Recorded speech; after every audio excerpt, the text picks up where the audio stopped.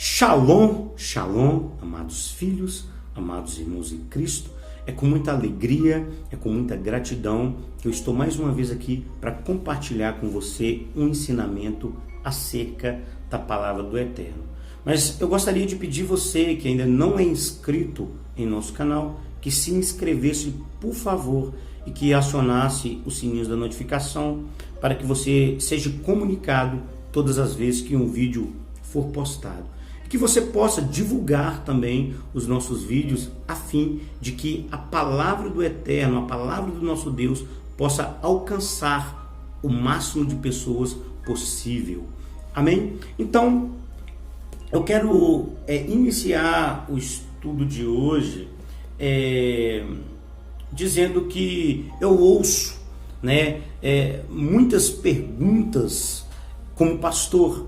E uma das perguntas que é a pergunta mais comum, é uma interrogação que muitas pessoas têm, é exatamente se Deus existe, o porquê o mundo está esse caos, o porquê dessa pandemia, o porquê de milhares e milhares de pessoas morrerem todos os dias, o porquê de tanta calamidade no planeta. Algumas pessoas, elas colocam em xeque não só a existência de Deus, mas o amor de Deus pelo homem. E inclusive existe uma disseminação muito grande, de uma forma muito equivocada a respeito do caráter de Deus. Então, as pessoas, elas gostam muito de falar, que o nosso Deus é fogo consumidor, que terrível coisa é cair nas mãos de um Deus irado, que Deus, ele demora em irar-se, mas quando ele se ira, a gente tem que sair de baixo, porque ele vai se vingar. E muitas pessoas estão servindo a esse Deus que tem sido interpretado de uma forma equivocada. Tem muita gente que está servindo a Deus por medo do inferno, que não conheceram, não entenderam e não compreenderam o plano eterno e nem a paternidade de Deus. E por isso eu quero começar esse estudo lendo com você o livro de João, o Evangelho de João, capítulo de número 3, versículo de número 16, que é um versículo muito conhecido, muito famoso, mas nós vamos mergulhar um pouco mais nesse capítulo, em nome de Jesus. Amém? João, capítulo de número 3, versículo de número 16, gostaria que você abrisse a sua Bíblia e que você me acompanhasse, que nós lêssemos juntos. E a palavra do Eterno diz assim: porque Deus amou o mundo de tal maneira que deu o seu Filho único, para que todo aquele que nele crê não pereça, mas tenha a vida eterna. Portanto, Deus enviou o seu Filho ao mundo, não para condenar o mundo, mas para que o mundo fosse salvo por meio dele. Quem nele crê não é condenado, mas quem não crê já está condenado, porque não acreditou no nome do Filho único de Deus. E o julgamento é este, que a luz veio ao mundo, mas os homens amaram mais as trevas do que a luz, porque as suas obras eram más. Então, nós precisamos pontuar algumas coisas aqui. Primeiramente, Deus ama o mundo. Deus, ele me ama, ele te ama tanto, de tal maneira que ele deu Jesus, o seu único filho, aquilo que ele tinha de mais precioso, para que eu e você não nos perdêssemos. E Jesus, ele veio não para condenar o mundo, mas ao contrário, ele veio para salvar o mundo. E quando Jesus, a divindade manifestada no homem, ele entrou nesse ambiente terreno, então estabeleceu-se um julgamento. E o julgamento é esse: aquele que crê é salvo, e aquele que não crê já é condenado. Mas a palavra diz aqui, no versículo de número 19, que ele é a luz.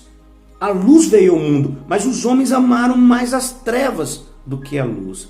E aí, eu quero falar um pouco sobre Romanos, capítulo de número 1, onde o apóstolo Shaul, ele vai dizer, Shaul é o apóstolo Paulo, ele vai dizer exatamente que os homens eles perderam a imagem do Deus invisível, por isso eles foram entregues às próprias paixões e concupiscências, à sua própria mentalidade. Então, é sobre isso que eu quero falar um pouco. E nós precisamos compreender alguns princípios espirituais que governam o universo. Então, para você entender isso aqui, eu quero falar sobre 3 atributos de Deus, sobre 3 atributos de Deus que não são compartilhados com o homem. Primeiro, o nosso Deus, ele é onipotente, ele é onisciente e ele é onipresente. Onipotente quer dizer que ele tem o governo, ele tem o poder, ele tem a autoridade sobre tudo e todos, sobre todo o universo e tudo aquilo que existe. Amém? Segundo, ele é onisciente. Onisciente quer dizer que ele se move na eternidade. Então, o nosso Deus, ele se move no presente, no passado e no futuro. Então, a nossa mente, a minha mente, a sua mente, ela é limitada. Nós conhecemos o presente e nós conhecemos o passado. Né? O passado que a nossa consciência se lembra, mas nós não conhecemos o futuro. O nosso Deus não. Ele conhece o presente, ele conhece o passado e ele conhece o futuro. Ele não só conhece o presente, o passado e o futuro, como ele se move nessa linha do presente, do passado e do futuro. E ele é também onipresente, ou seja, ele está em todos os lugares ao mesmo tempo. A glória dele enche toda a terra. É isso que o profeta Isaías está dizendo ali no livro de Isaías, capítulo de número 6. A glória do Senhor enche toda a terra. Então, ele está em todos os lugares ao mesmo tempo. Mas é necessário que nós tenhamos um entendimento também a respeito disso. E, às vezes, pelo jeito que nós aprendemos, a forma que nos é ensinada, parece que Deus ele está guerreando o tempo todo contra o diabo, não é isso? Então nós temos essa ideia aí do bem contra o mal, nós temos essa ideia do Batman contra o Robin, o Super-Homem contra o Lex Luthor, e não existe isso, não existe isso. O diabo é um ser completamente submisso ao poder e à autoridade de Deus, o governo de Deus. Eu quero ensinar algo para você. O diabo não é onipotente, não é onisciente e nem é onipresente. O diabo não está em todos os lugares ao mesmo tempo. Então, gostaria que você se lembrasse ali quando Jesus estava no Getsêmani e de repente ele termina a sua fala com os discípulos e ele diz, olha, vamos embora daqui porque o príncipe deste mundo já está chegando e ele não tem nada em mim, ele não precisa ouvir o que eu estou falando, não interessa a ele o que vai acontecer. Então o diabo ele não sabe do que você está pensando. Gostaria que você aprendesse isso. Amém, meu irmão? O diabo ele não sabe o que você pensa. O diabo ele é o pai da mentira e ele é um excelente leitor de personalidade. Muitas vezes o diabo ele lê você e aí ele blefa e muitas pessoas caem no blefe, na mentira do diabo, achando que ele sabe o que você está pensando e o que vai acontecer. E ele não sabe, ele é o pai da mentira. Lembre-se sempre disso. Então, tome muito cuidado com o que você fala, tome muito cuidado com o que você expõe a respeito de você mesmo, da sua alma. Tome muito cuidado. Então, o diabo ele não entra na sua casa se não houver uma porta aberta e se houver uma brecha. Amém? Então, aprenda isso. Mas eu quero falar exatamente sobre o governo e a soberania de Deus. Então, nós vamos falar aqui sobre duas formas com que o Eterno governa o universo. A primeira forma é o governo soberano de Deus. Eu quero falar rápido sobre isso aqui para você entender aonde eu quero chegar. O governo soberano de Deus, ele é soberano, então ele está acima de tudo, de todos, ele governa o universo, ele governa tudo que existe. A segunda coisa é o governo permissivo de Deus, né? Algumas pessoas não gostam de usar esse termo permissivo, mas permissivo aqui está no contexto de permitir. É exatamente quando Deus, de uma forma legítima e legal, ele permite que o homem tome as suas próprias decisões. Por isso, né? Para isso, Deus deu para o homem um dos maiores presentes do universo, que chama-se livre-arbítrio. E quando eu e você decidimos algo, quando nós lançamos mão do nosso livre-arbítrio, nem Deus ele pode mudar as consequências das nossas decisões. E aí então nós começamos a compreender uma emanação de Deus, que é uma das emanações mais poderosas pelo qual ele governa o universo, que chama-se Geverá. Geverá é justiça e disciplina, em algumas traduções também organização.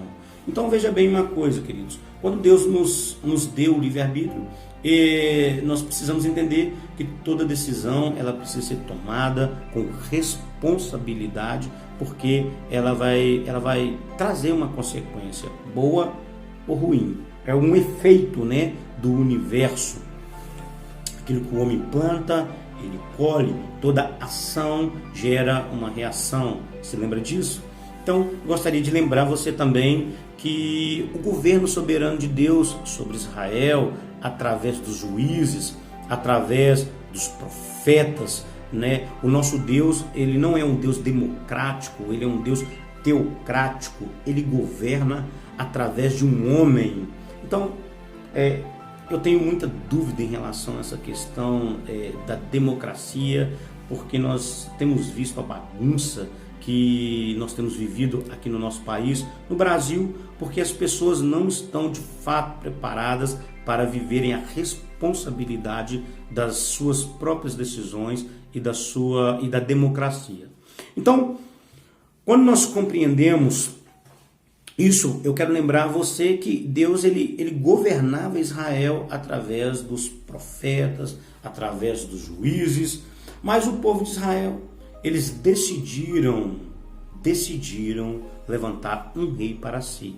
E nós sabemos da história, o nome desse rei, ele era Saul, e o povo olhou esse rei, esse homem, pelas características, pela aparência de Saul, e nós sabemos o quanto de problema que foi gerado por causa dessa decisão do povo de Israel. Até que Deus decidiu novamente tomar as rédeas daquilo ali e levantar um rei segundo o coração dele, o rei Davi, e nós também sabemos o resultado do governo de Davi. Não houve em Israel um rei tão inteligente, tão amado como Davi, o homem segundo o coração de Deus. Amém?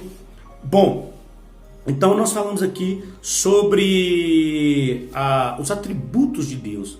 O que são atributos? São características pessoais, características essas que não podem ser compartilhadas com mais ninguém. Então só o nosso Deus é onipotente, onipresente e onisciente.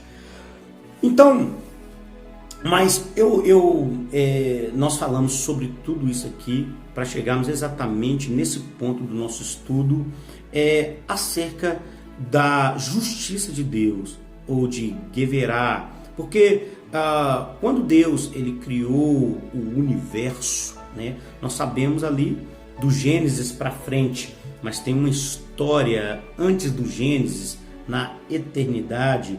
E essa história, na verdade,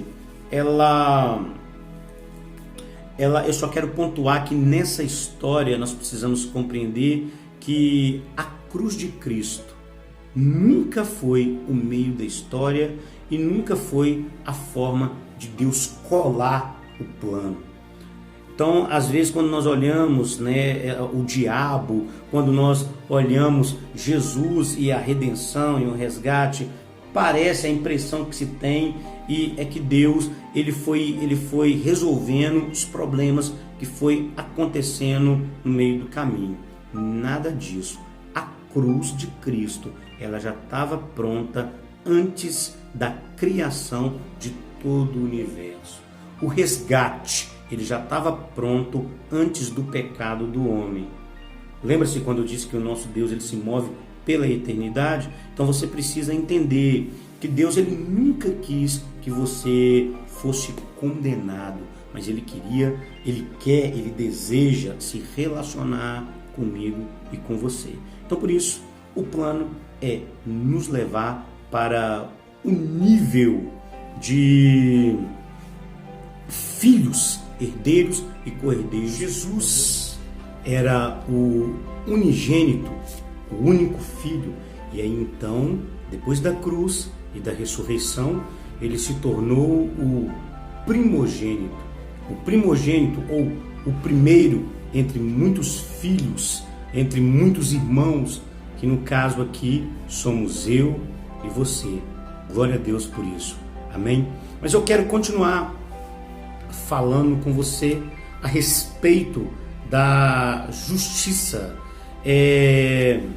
e das emanações do Eterno, ou também conhecidas como Sephirot. E para que você compreenda algo, primeiro eu preciso explicar para você a respeito de como é a movimentação da justiça de Deus, ok? Então, os rabinos dizem que a justiça de Deus é como a eletricidade. Então, a eletricidade ela é muito boa, ela nos traz muitos benefícios aplicada da forma correta. Então, nós temos o chuveiro quente, então nós temos a energia que nos dá a luz diariamente. Mas se eu colocar as minhas mãos em um cabo de eletricidade de 220, eu quero dizer para você que eu vou a óbito. Mas eu tenho 44 anos de idade, eu sou um homem, eu tenho uma consciência e eu tenho um nível de experiência e maturidade da vida. Mas se uma criança, um bebezinho de 1 ano, que ainda não tem experiência, não tem uma consciência a respeito da vida, também colocar as mãos em um cabo de eletricidade, essa criança, esse bebezinho também vai a óbito. Ou seja, a justiça de Deus aplica-se naquele que conhece, como também naquele que não conhece. É a forma que o Eterno ele tem de governar todo o universo. E o Senhor Jesus, ele falou a respeito disso. Eu quero ler para você aqui, eu gostaria que você lesse comigo, no livro de Mateus, capítulo de número 5, versículo de número 43 em diante.